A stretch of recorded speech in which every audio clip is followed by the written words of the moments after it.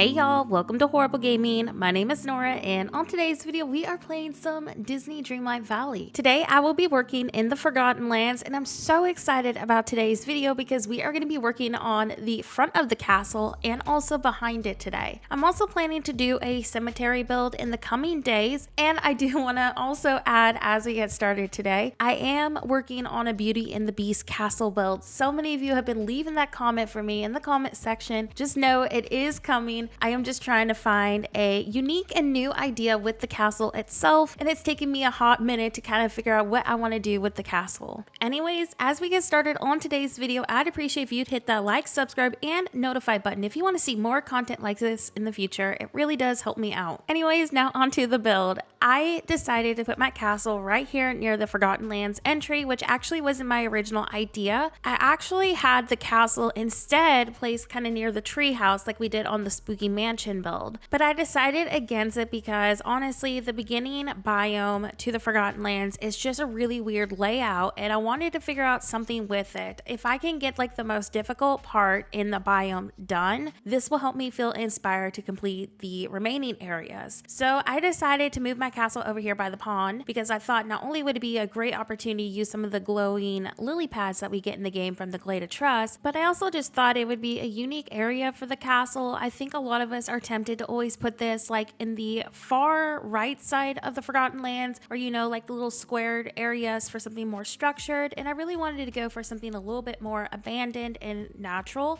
My inspiration for today's build was actually very Hocus Pocus inspired. This is one of my top favorite Halloween movies like ever, so I really wanted something kind of witchy themed but also very overgrown and natural, and I think that today's video accomplished that look. I'm also planning to decorate the interior of the castle. We'll probably do this on live streams, so make sure you are tuning into my live streams and having those channel notifications on. I do stream usually every single Wednesday, but I tend to stream pretty often when I get the extra time throughout the week. Besides that, I don't really have a set schedule because I'm a mom in real life, and of course when you have kids, last minute things happen, you get sick, the list goes on, so it's really hard for me to have like a full-on dedicated streaming schedule. So I do a balance of videos and streams if you are new here and wondering, you know, like when my schedule is or how often I post. So in front of the castle, we're going to be doing my favorite bordered path, which is using just the rocks to create this natural cottagecore-like border. We've been doing this quite a bit on my channel, so I'm going to speed through this process pretty quickly since y'all have seen it so much already, but we're going to be eventually transitioning this to the new bordered paths that we just got in a recent update. And I love using a mixture of both of these paths because it makes our item limit go further. We're not using as many rocks for the border. I feel like I've done a pretty good job with my item limit so far because I've been trying to balance out clutter and make things feel a little bit more natural, and this has just really helped with the item limit. So hopefully this kind of gives y'all an idea on how I'm making my item limit extend as far as possible. Anyways, I tried my best to keep things pretty simple around the pond, being that the lily pads are obviously the showstopper for the build. So I'm going to do a bunch of pumpkin clutter just around the pond and around the castle. Like I said, I really want my biome to be very Hocus Pocus kind of vibe. I just feel like the Forgotten Lands should forever be in like this spooky Halloween vibe all year long, so that's kind of like my goal with this. With all that being said, I obviously want my build to be very functional, so I'm not going to cover any mining deposits. I'm going to try my best to make sure every location that's important can be accessed. Obviously, I'm trying my best not to cover these important locations. It might happen in certain areas, but like I said earlier, it is my goal to make this as functional as possible, just like what we've been doing in the Forest of Valor. Anyways, to finish off the other side of my castle, I'm going to keep it pretty natural, of course, still. So we're going to continue the rock border path and then blend it out with bushes and greenery. This took me a hot minute to figure out how I wanted it, so I went ahead and just fast forwarded that footage. But of course, just like every video I do, you'll see a final walkthrough when this video is over. Just know that we basically just did a curve with greenery that broke up each rock. Anyways, now the next stage of the build is kind of blending out the entrance to the Forgotten Lands. I'm going to keep it pretty simple because there's really not that much space to work with, but I think we're going to place Goofy's stall over here and do like a sitting area with just some greenery. So I'm thinking that's my plan. Then once I get that location figured out, we're going to start working behind the castle, and this is actually one of my top favorite locations of today's build. I just really had so much fun creating this outdoor like witchy area. I think eventually this is going to transition to as well to my graveyard. I think my priority right right now is to try to get my Forgotten Lands actually finished and then work more on the Forest of Valor for fall.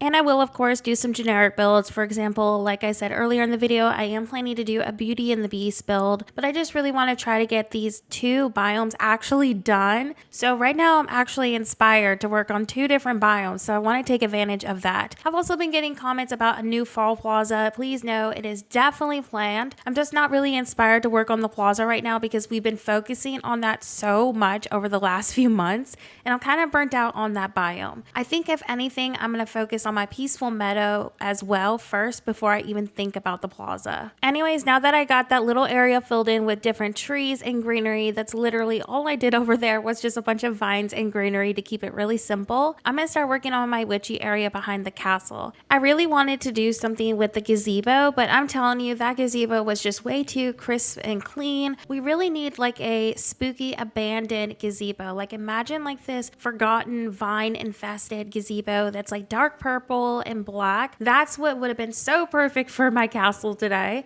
So instead, I'm going to do an outdoor witchy area, which also ended up benefiting me for the new Dreamstat theme too. So I was pretty excited about that. Now I am wanting to do a witchy interior for probably the castle or maybe my cottage. So I don't want it to take away from, you know, that build eventually. So I'm going to try to keep this outside build as simple as possible so I can do something really nice and witchy in one of those interiors. So my next step in this build is to do kind of like a rectangle shape for like a little backyard area. I'm going to keep this obviously super witchy. So we're going to do a lot of Halloween clutter, lots of candles, and of course, lots of bottles. A lot of the items I got from either crafting or inside Scrooge's, but also the Star Path. These bottles that we just got in the Star Path really complemented my build today. So I highly recommend using those. It just added the perfect amount of clutter for outside. Anyways, we're going to now transition to how I've decorated the table and area so far. I actually changed my mind on the table decor so much that I just decided to skip that footage because it would just be a pain in the butt to show y'all how many times I changed my mind on this. But I ended up placing one of these little spooky trees. Now the tree with the spider web, I actually got that from the Star Path last year. So I had people asking me where that was from on my last video,